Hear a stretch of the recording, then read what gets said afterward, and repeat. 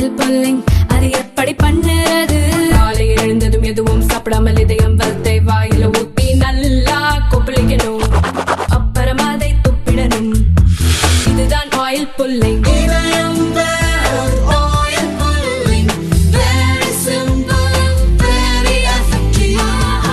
FCRA எனப்படும் வெளிநாட்டு நன்கொடைகள் மற்றும் ஒழுங்குமுறை சட்டத்தின் கீழ் பதிவு செய்யாத மற்றும் பதிவு காலாவதியான தன்னார்வ தொண்டு நிறுவனங்களுக்கு மத்திய உள்துறை அமைச்சகம் எச்சரிக்கை விடுத்துள்ளது.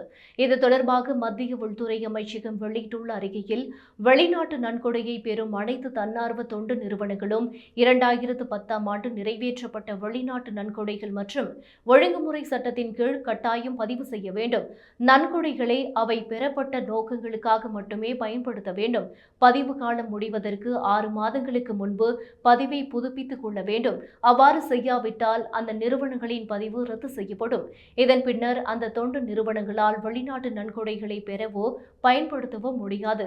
இந்நிலையில் பதிவு செய்யாத அல்லது முறையான பதிவு இல்லாத தன்னார்வ தொண்டு நிறுவனங்கள் வெளிநாட்டு நன்கொடைகளை பெற்றுள்ளது உள்துறை அமைச்சகத்தின் கவனத்திற்கு வந்துள்ளது.